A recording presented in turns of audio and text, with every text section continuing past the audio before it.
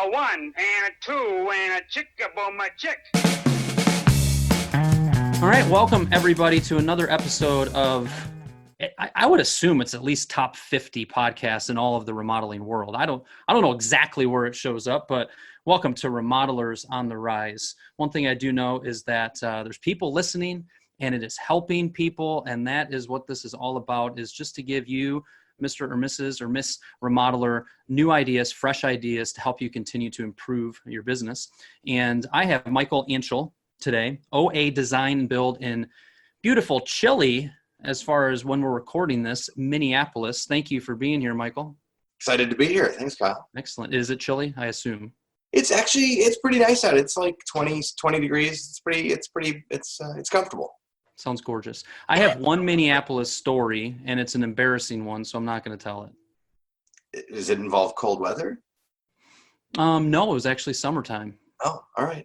Sure we'll see. If you remember to ask me about it before we hang up on this recording, I will share it.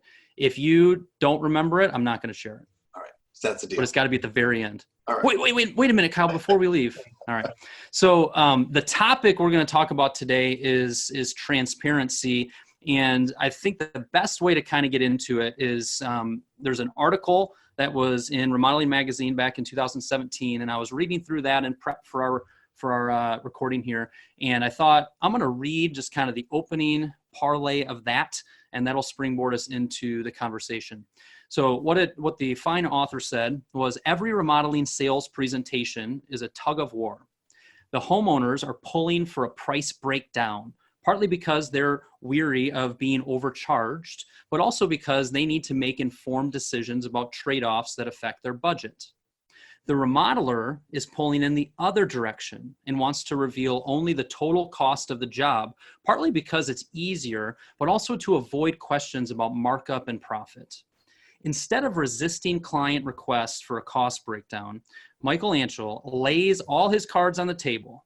It sounds like a nightmare, but it works like a dream. I mean, that's pretty good writing. That's a good lead-in. I did not write that. That's James. Yeah. Yeah, it's really good. And it really, I think, just centers the conversation of what we're after here. So why don't you just kind of talk about laying the cards on the table? We talked about kind of this little tug of war. I would say, let me add two more things. One, I have found Michael over the years just to be somebody that is well-respected in our industry. He's a very well-respected and trusted remodeler builder, but he's also somebody that's done a lot of speaking. And we were going to record this a few weeks ago, and it was the first time we had gotten a chance to talk, and maybe real briefly before. But after about 45 minutes, I'm like, okay, I guess we're not recording it today. Just really enjoyed getting to know each other. So I wanted to also just put that in there, that me as somebody that's deep within this this industry, this vertical, Michael's been somebody that, especially in remodelers community and different places, that's just willing to share and frankly has a little bit of a unique perspective on this important topic. So wanted to give you a little bona fides there. Cool. So share with us, talk to us. Yeah. Well, changing that dynamic, that's, it wasn't born out of that place, but it has been such a dramatic result from heading down this path of transparency. And I've had some great conversations with folks online, in person, around the country, because there's such strong feelings about this one. But we've been at this for 25 years, and we spent the bulk of that time doing what I think most folks do, which was, there's a project, you get a bunch of estimates from a bunch of your vendors, you send your drawings out to your lumber yard maybe, or you try to do your own takeoff, you add up all the numbers. And, I had been trained, like so many others, that I should use a kind of a gross multiplier. 145, which later became 168, and it was a magic number, and you would get graded by your peers on whether or not you were hitting that 168 on every project. And it was fine for certain projects, it worked, but other times it didn't make any sense. Past client wanted a boiler replaced. Well, I couldn't very well go in there and put a 168 on something they could call the utility to get pricing on. It would be weird. Or there'd be the project where it's gotten a little bit bigger than they wanted. They want to reduce the cost of the project, and they want to help understand what's driving it. And so now I'm playing the shell game of, hide my margin. And I had a bunch of it in cabinets, and then cabinets got pulled way back, and now I got to like distribute it across plumbing. Or you lose your markup there. Or you lose it. Yeah.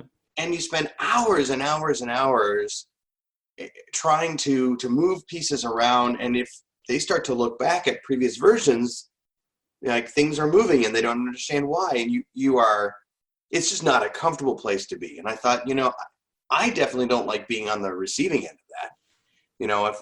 If I was a homeowner soliciting bids, I wouldn't want to be kept in the dark, and I would be frustrated by that process. And we're a service industry, and how can we change that dynamic and make it work for both sides of us? And if they're always asking about it and they're always curious about it, why not just go there, right? But the origin, I think I mentioned this when we talked last time, the origin of that whole bit really sprung from an internal discussion with staff about what does a project actually cost. And we realized that we weren't really doing a great job of tracking management, additional hours, admin, like all of the things that feed into a job, right? Mm-hmm. And so that's usually just captured in your markup. It's kind of, and it's this big, gross, nebulous thing. And so, okay, so if we've got running a 40% margin, we're doing a 68% markup, why is it at the end of the year, I'm netting 8%? What's happening? That's a big distance. That's a massive distance to go from, right? And how can we drill down and get a better understanding of what our real costs are? Like, what does it really take to execute a project? And then we can be more accurate in our estimating internally, and we can do a better job of predicting cash flow and profit. And if there are certain jobs that are higher risk, that are requiring more management that we didn't expect, maybe 168 is the wrong number, and vice versa. Maybe that single trade, client wants a new roof. That's one phone call. Is that worthy of a 168? And are we not being competitive and losing business as a result of that, and appearing more expensive than we really are because it's a single trade and we're using this gross markup thing? And then we had this kind of epiphany moment, which, it's good to go in deep, right? Mm-hmm.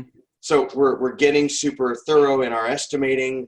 We're thinking about sharing those numbers with our clients, and how are they going to react to that? We're kind of testing the waters.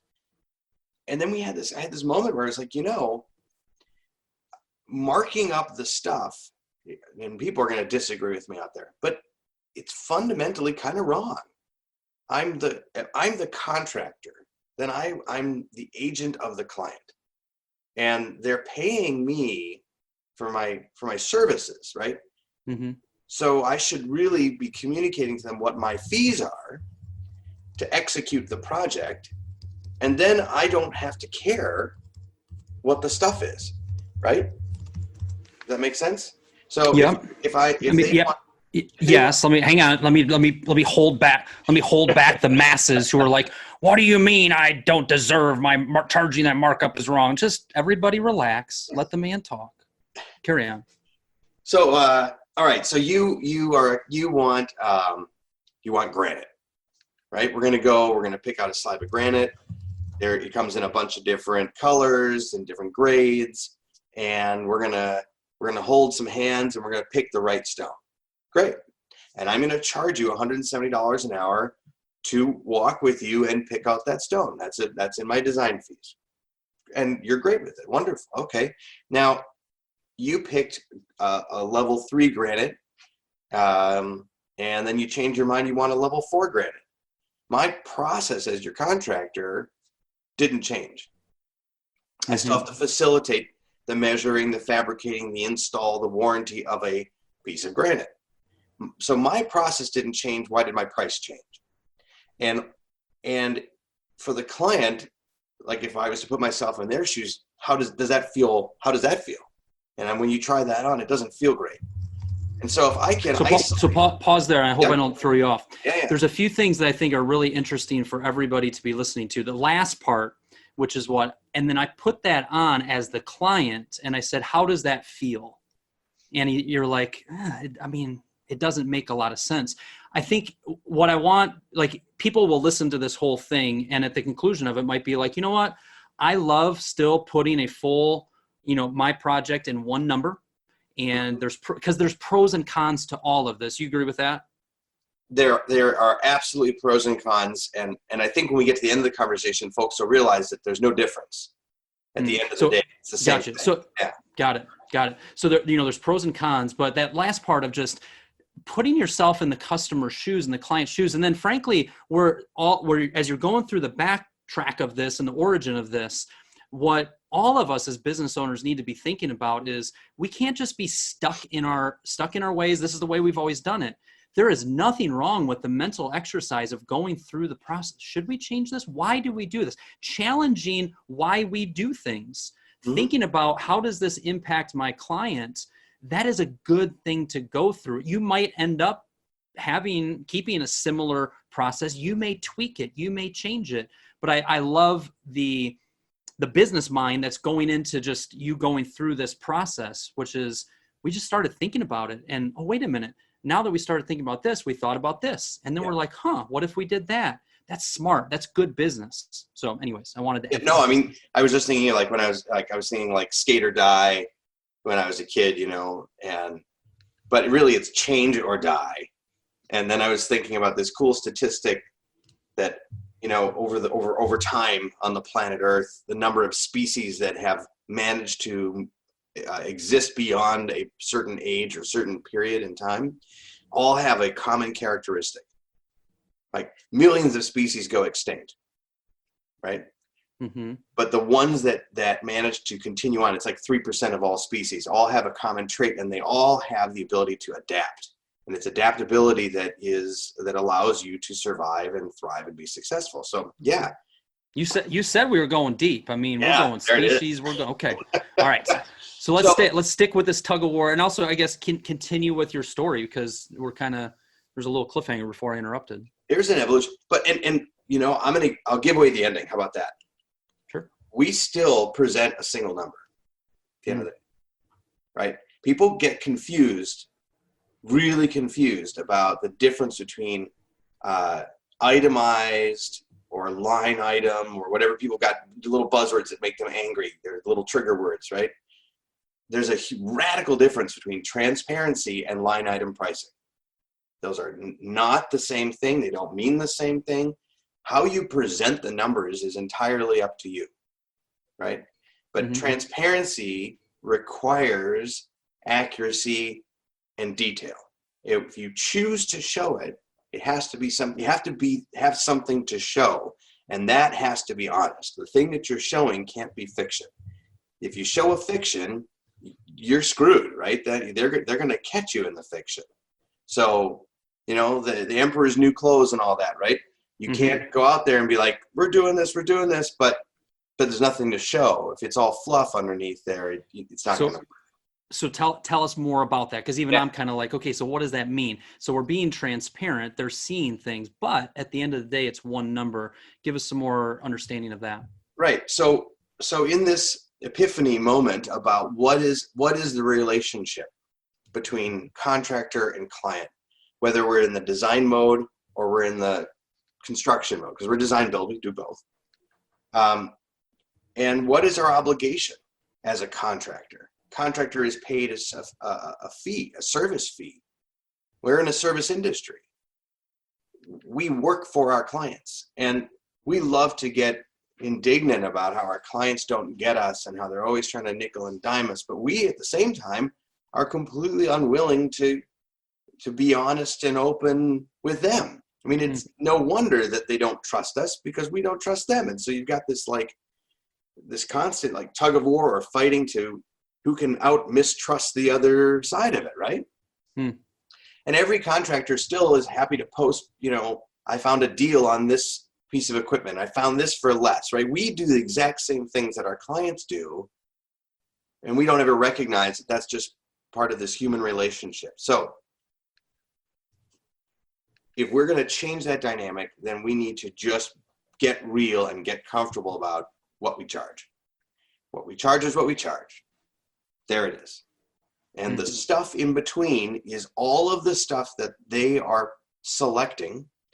And what we're getting paid for is helping them navigate the stuff they're picking, the installation of the stuff, the movement of the stuff from point A to point B, the ordering of the stuff, overseeing the guys who put the stuff together, inspectors, all of that stuff, and also managing the client.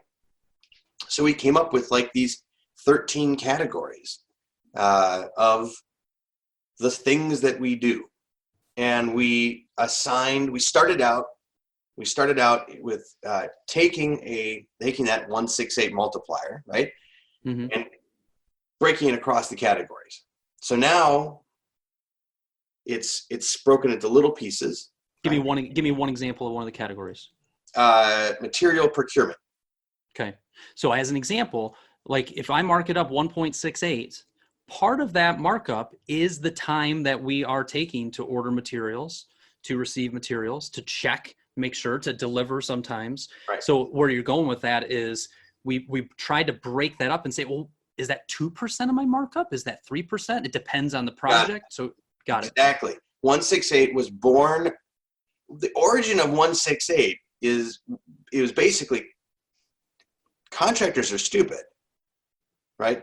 That's the origin of 168. Contractors are too dumb and too unable to work a calculator or work a spreadsheet to accurately track and understand what management and admin is required to execute a project. And because contractors are too stupid, we're going to give the industry a really simple tool, and they can just go get their cogs, put them together, and put this number on it, and they'll be good. So luckily, you're talking about contractors and not remodelers. Not remodelers. Because I only have remodelers listening to it, but they're smart, correct? Remodelers are super smart, and builders are Okay, super smart. I mean, the problem with 168, it doesn't give us credit. You know, we all use Excel. We can all work in spreadsheets. We build houses. We remodel complex structures. Yet what? We can't figure out how many hours of management, overhead, and admin it takes. I think that just sells us short. You know. So the example you were given of, we got about 13 different categories, and we started to really wrestle with, you know, what type of cost or what type of percentage should be on each of those. Yep. So the easy way was we just took what we already had, right? And we broke it across those categories. And then we began the process over a number of years of measuring and finding out which of these things were kind of, because we guessed, were close, and which of them were wildly off. And did it change by project? So that was the first step. The second was then, as part of that function, is to then put our overhead as a line and our profit as a line so that they are identified. And what we found that does is it allows us to, let's say we estimate a kitchen, right? Got all our parts and pieces, we got all our management, we've got all our fees, and we've got our overhead on that. For us, we set at 20%, and our profit is set at 18%. That's for us. But those numbers could be whatever you want. Whatever overhead is a function, you can figure that out, and profit is whatever you decide you want it to be. Once we've identified what those things are, we put them in a little box and we lock it. Now, everything else in the project is up for grabs. Even your management line items. Of course. Yeah. So as we're now going through and dissecting the project in greater detail, maybe we determined that we have, we used a generic kitchen management code for this project, but it's a really straightforward kitchen and we don't need that many hours. So let's take some of them out.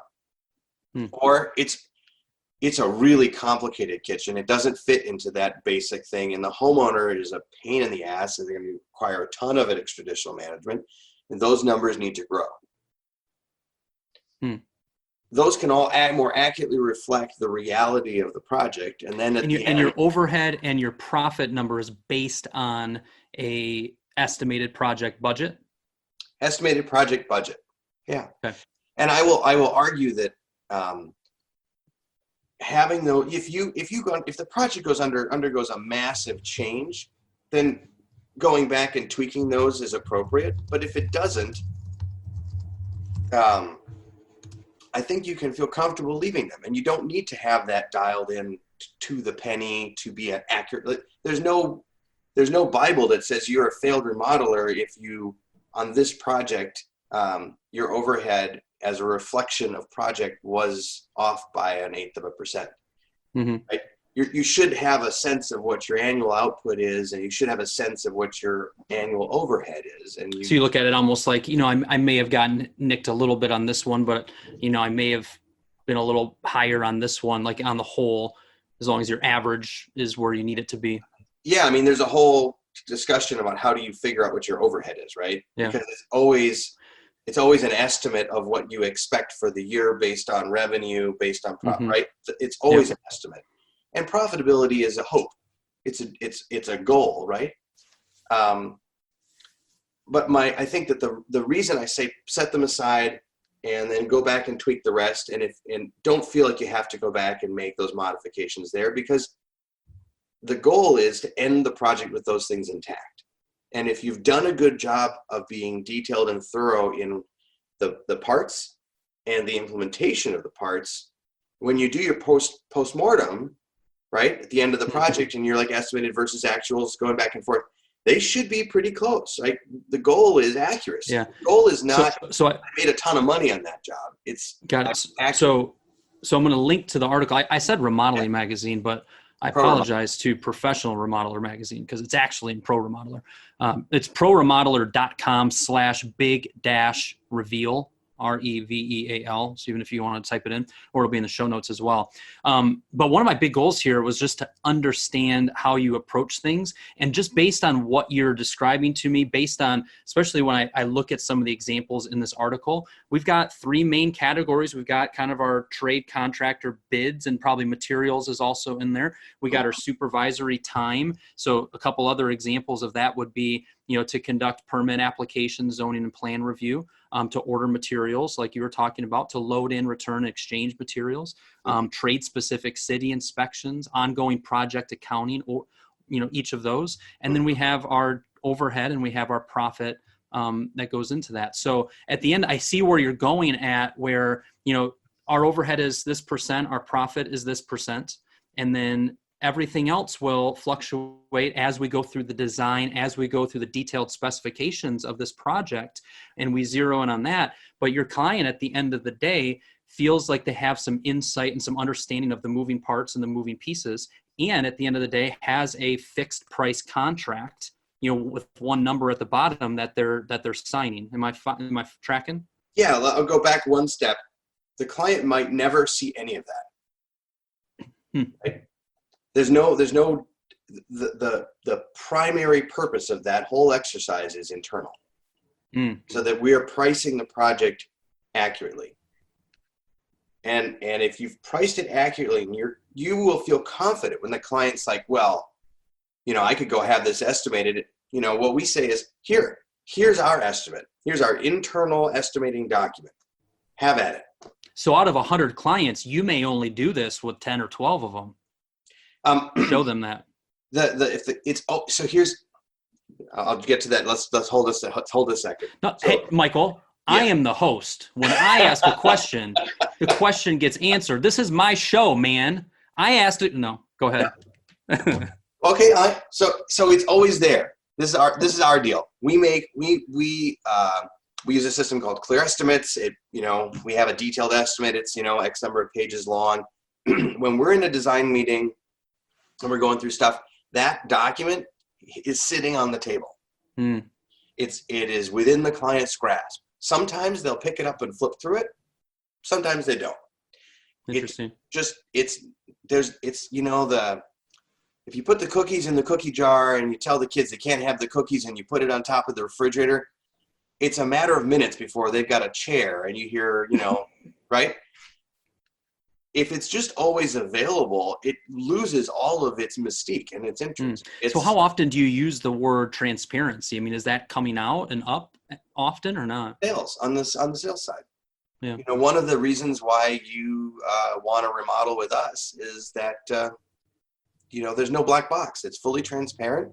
and you can see everything. So you get So you to talk make- about that a lot up front. You talk about that a lot in the sales process. And then frankly, once they sign it, you're going through design. Some people will want to really see it. Other people are just so excited about the design and the comfort and trust that you've developed that they don't touch the cookies. I'd say 70% of our clients don't look at it. Interesting.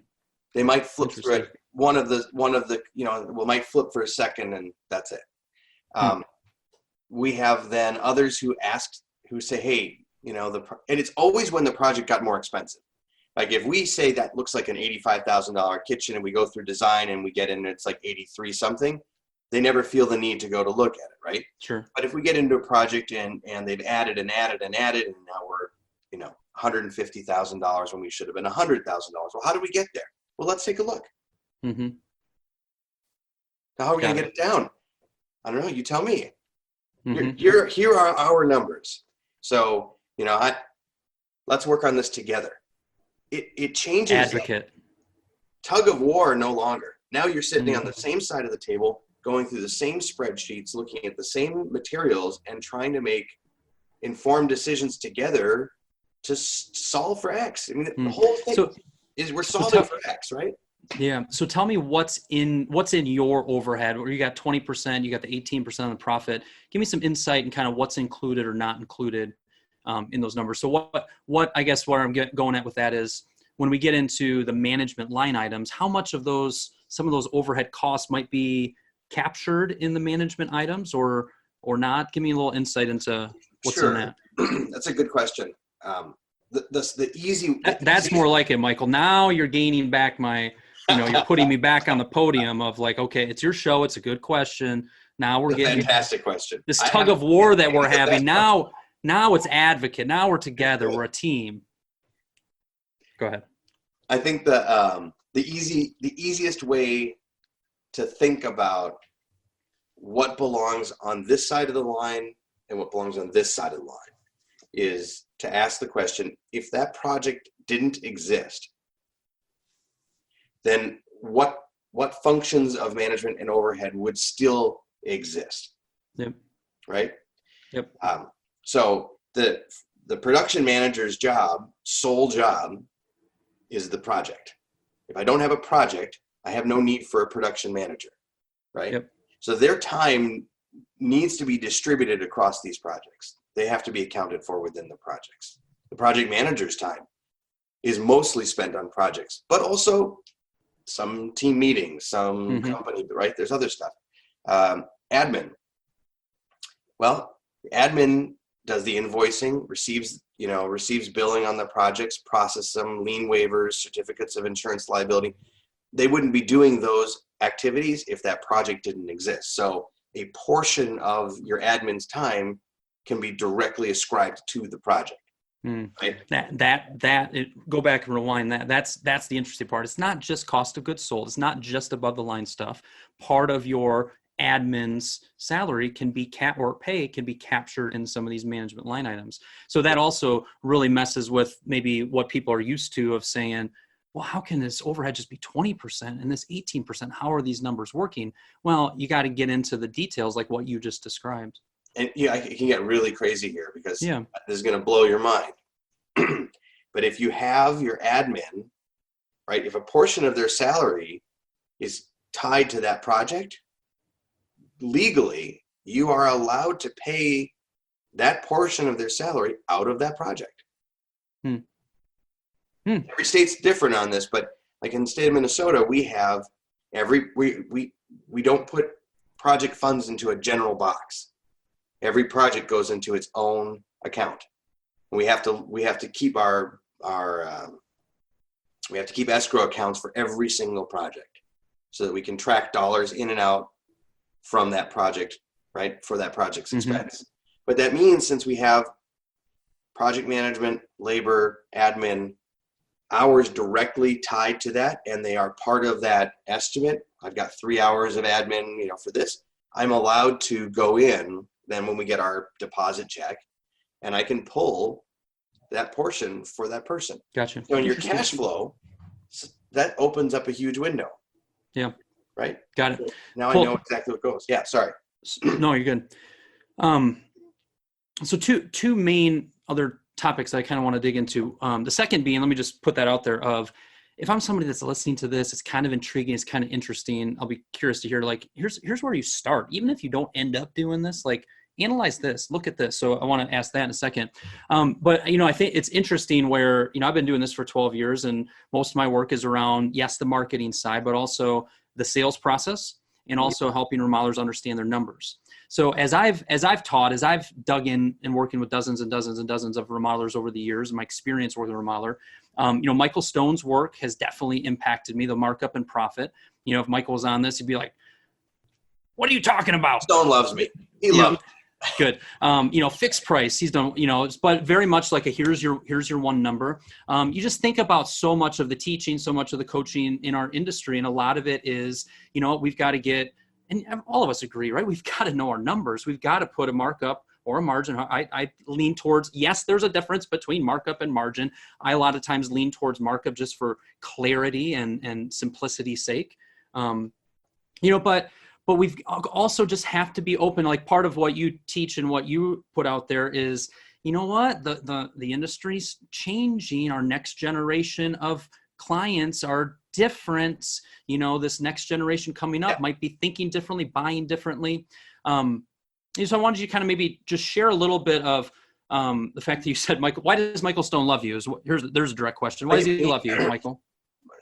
Stone and I have a lot of overlap when it comes to the professional of the industry and where we, ways of being and thinking. Mm-hmm. When we get to estimating, he and I feel like, I think he thinks I'm a trader right now. That's okay. Dave Gerstel wrote a good book, Nail Your Numbers. Mm-hmm. That's in that really, that guy knows that's serious. I read that to learn. Mm-hmm. He's on top of it. The clients are different though. And the accessibility of information, we've been talking about this since the last 20 years, right? But if I want to know what siding costs, all I type is, cost per square foot of siding, and boom, there's my answer. So if you walk in there with numbers that are radically different, it doesn't work.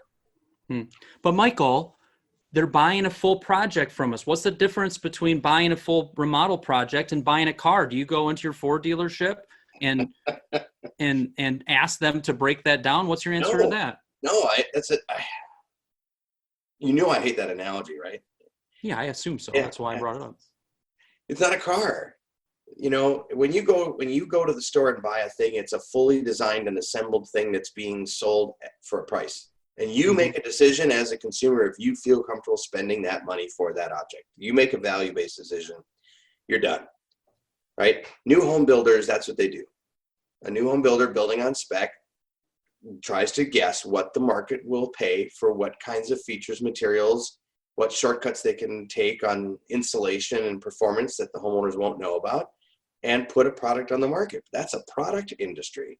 And the remodeling industry is a service industry. They look nothing alike. Tell me more. To me, that's it, full stop. We are creating the thing as we go, right? A lot of us who are design build are helping to come up with the concept that's going to be built, right? We're starting with loosey-goosey ideas and a budget. And I think that we have an obligation. This is philosophical, right? But I think we have an obligation. I think we're better served when we are working with the client to help them solve the problem. And just, we include estimating in our design fees. So I will have on a project maybe 26 hours of estimating at $170 an hour. And it's part of our design agreement. And the client pays us to estimate the project. Standalone fee, don't roll it into the deposit. It's hourly. Yeah. And we don't give back design fees so that you'll go into build. We divorce the two processes completely because ethically If I'm chasing the $150,000 or a $500,000 model, I am going to drive your project up because I think I can get you there. And that's not what you hired me to do. You said you had $100,000 and you wanted to make your kitchen awesome. And my job is to figure out how to get that done. And I tell you, it's going to take me, 120 hours to get through that process. And this is where I'm going to put those hours in, and we're going to bill you on an hourly basis. I think this concept, everybody listening to this should be thinking, what does that look like? What does that mean for me? This tug of war approach of customer versus me, and this little tug of war versus what would it look like? What would need to change in order for me to be my advocate, their advocate, and for us to be on the same team? We're in the same jersey, if you will. And I think what I've seen you write it, or we talked about it briefly. This does not, I think this is important here. So I'll pause. Yeah. Dramatic pause. Your markup is not necessarily less since you've gone this direction than before. Your profitability, should I say? Speak to that. Yeah, well, when you get more accurate, you get more profitable. And if we reverse engineer our numbers, the reality is that we're out there at about a 184. Yeah, and we're at a 184 with a client holding the numbers in their hands, and they're happy about it. And that should get everybody's attention, right? It's one thing, like what you were talking about earlier of like, we're better served and I'm their advocate and this and that, which can kind of lean towards, oh, what is he doing? Just cutting his pricing back so that they can see it. And you're sitting here saying, look, at the end of the day, because we're more transparent, because we're watching things closer and understanding the estimating closer, more accurately, frankly, because we're providing that service and the way that we've approached it, we're actually better than we were before. That should make people go, So right. No tug of war, advocate, and more. And no slippage. I mean, Kyle, you've got to have clients who are like, God, I lost my shirt on that job. I don't even know what went wrong. How did it get off the rails that much? All of that, right? Yeah. It's like prep work. Here, I'll use a metaphor, because metaphors work, right? We all know that if you don't do good prep work before painting, the painting will suffer. And it's so much harder to go back after the primer's on and do that necessary prep work. This is kind of like that. This is like the additional time that it takes to do good prep work on your estimates that allows you to be more profitable, more exacting, and bonus, if the client says, well, how do we get there? Then you feel really confident sharing those numbers. I really think the people who are opposed to transparency don't really have a strong, someone's going to send me a hate email, but I'm going to suppose. Yeah. Trust me, I'm your intermediary. I'll keep the people at bay. Plus everybody who listens to my stuff are nice. I draw out the nice, sweet people. But I'll use what was your punchline? But you're about to insult them. I think that they're not as tight as they know they need to be on that side, and they're kind of embarrassed about showing the client. I'll use another analogy, right? If you're going to the beach, and I don't know if you're like me, like I like to keep my shirt on at the beach, because I'm 46 and I'm not in the kind of shape that I wish I was. If I were like, if my obliques and all that stuff were like well defined, I would feel great about taking off my shirt. I would be like, I don't care. Like, so you're saying at OA Design Build, we are like ripped and six-pack and this and that. So it's like, look, all you want. Is that the analogy you're going for? I get it. By the way, I get it. I understand. Yeah. No, I understand it. So if you're a remodeler who's kind of intrigued by this, like what are some first steps other than, like, I think listening to this, maybe again, reading that article, I think there's a Prezi presentation that maybe we'll put in the show notes that you sent me over as well. Is that cool? Sure. Yeah. But where else would they start? Like, what are the first couple steps that if you were kind of rewind the clock, you're back in that seat of kind of wanting to explore this, what do you say they should do first? I'd say, great. Deconstruct your gross markup. And I think I had a formula that I threw together, which was we know what our COGS are, cost of goods sold, right? Yep. But we don't know what our what our COPE is, our cost of project execution, right? And Did you make that up? I did. That's good. COGS plus COPE, right? That's your project times, right?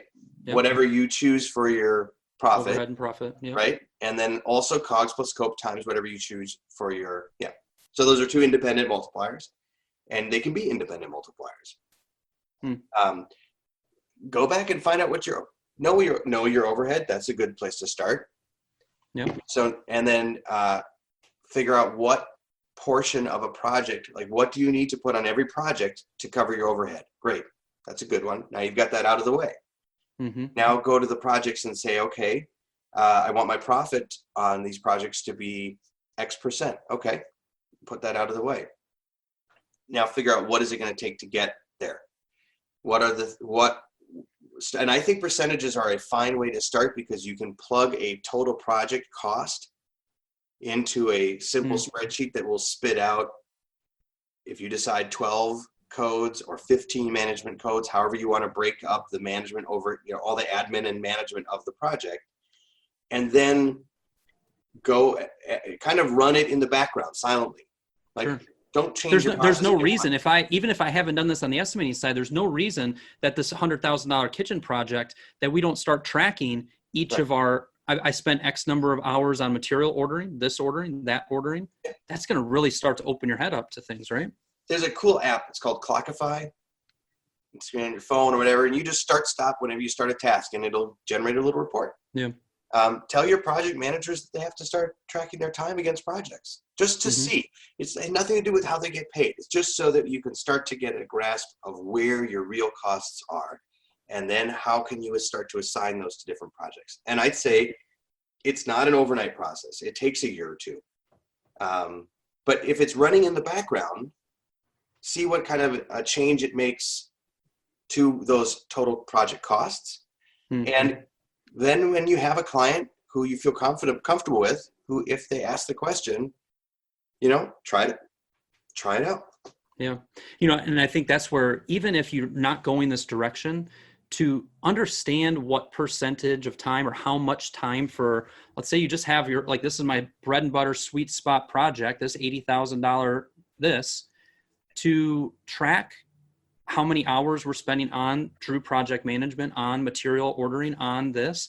It's smart either way. Even if you're not going to go this direction, it's still smart to start breaking that down. It's going to make you a better estimator. It's going to make your projects more profitable. And then I can see very easily how once you get that kind of wrapped around, you open up clear estimates. And I assume that when you start a new kitchen project, you've got a nice template. It's got kind of some rough hours for each of those from years of doing this, right? And now all of a sudden we're plugging in, we're going to adjust it based on this project. I'm so happy that it makes so much more sense to me now, because even just reading online and this and that. The other thing I just want to encourage is I think people will enjoy listening to this. People will kind of like, how does this work? How does that work? Shut up if you're like going to complain or whine or like, well, he's doing it this way. That's stupid. And it should be.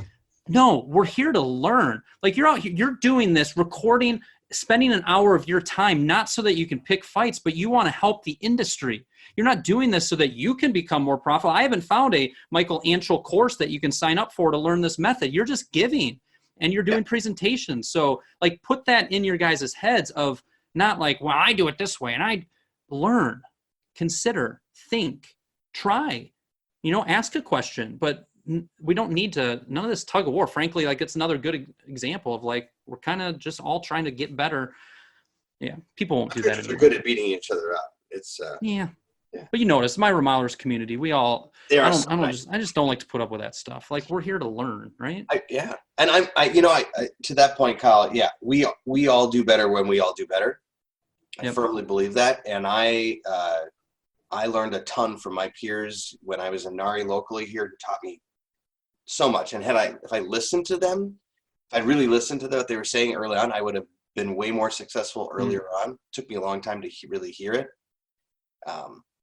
But I think that when we share that stuff with each other, we all have an opportunity to grow and evolve and adapt. Yeah, no doubt. Cool. So I don't know if you want to give some of your contact info out, or if you want to just point people towards your website, anything you'd like to share there? Sure. So, Michael Anschel, you find me on Facebook, and OA Design Build is, we're also OA on Design Build's on Facebook, and depending on the group, I'm one or the other. I'll be in Wisconsin at the B4 conference, the Better Buildings, Better Business conference, early March, and I will actually be doing a lecture on transparency, as well as a bunch of. So anybody who wants to come and boo them, come on up. Come on, boo me.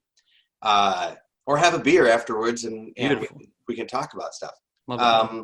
Twitter at Michael Anschel, and email Michael at oadesignbuild.com.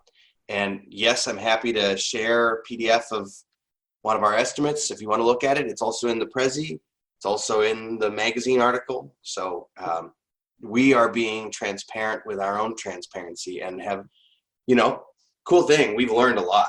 Like, there have been changes that we've made over the few years, sharing our systems with other folks who've come back and given us really good feedback. And it's a wonderful thing. Love that. No, I appreciate you making the time, bud. Thanks, Kyle. Thanks for having me on. This is tons of fun. Yeah. You bet. Cool. So now what? Minnesota embarrassing story. I was just wondering if you were going to bring it up or not. It is embarrassing. I almost didn't want you to bring it up, but you know that the millions of Remodelers on the Rise listeners are like, "Don't tell us a story." So it is kind of embarrassing, but whatever. I was little. My father's sister, I call her Auntie M. Her name's Mary. I always called her Auntie M. It's just been our thing. Her and Uncle Don lived in Minneapolis in the Twin Cities. They had a dog named Bear, or if you saw the dog, you'd be like, yeah, that's I get why you call her Bear, him Bear. And we're driving. We took a little summer trip. I must have been, 8, 9 years old, something like that. And it was one of those things where, Dad, I got to pee. We're almost there, son. Dad, I have to pee. I hadn't seen Auntie M and Uncle Don in like years, and it was the worst ever that I had to pee, to the point where we finally got out of the car. I could not make it into the house. I went over to the bush, and they're right outside their house, and that's how Auntie M and Uncle Don saw me, is peeing on their bush in the front yard because it was so bad. I just had to go. It's kind of embarrassing, but it's my Minnesota story. Kind of a cute story. I thought it was going to be a poison ivy, or that there's always like No, just a little Kyle, little boy, 8-year-old Kyle, who just needed to pee really bad, and we've all been there too. Of like, hold on to it. You're get there. We'll be there in a minute. Just hang on. Like, my dad didn't want to stop at the gas station like a mile away, right? Right. Anyways, it made me a better father, because I would never tell my 4 children to hold it. I would say, of course, I will immediately pull it over right now, side of the road. Yeah. There you go. And now that I think about it, I think I've done the same thing. But it has been a pleasure. Very good topic, very interesting topic, and a topic that we just all need to keep thinking about and keep working at. And we really appreciate your insight, your wisdom, and your years of experience at this. It was great. Thanks for having me on, Kyle. This is something I'm very excited to tell you about. It's called Remodelers Autopilot. If you go to Remodelers with an S at the end, remodelersAutopilot.com, you will see all of the details on this. Your most valuable marketing asset is your previous client list. These are the people that already have know, like, and trust with you. They are your biggest source for new project leads, for referrals to their friends and families. It's important. And so often we are doing squat, zip, zilch, nada to stay in touch with our previous clients. Remodelers Autopilot was designed specifically for remodelers who are doing kitchens, bathrooms, additions, that type of work, as a very, very easy, turnkey, affordable, simple, excellent way for you to consistently stay in touch with your previous clients with a done-for-you email newsletter and done-for-you social media posts. It's $1 to try it out for the first month, and only $125 a month thereafter. And it just works. I've been doing this for all of my remodeling clients for years, and it just works. It's solid, and it solves this problem of not staying in touch with your previous clients. Give it a look, remodelersautopilot.com. Fill out the little form, and we'll talk more.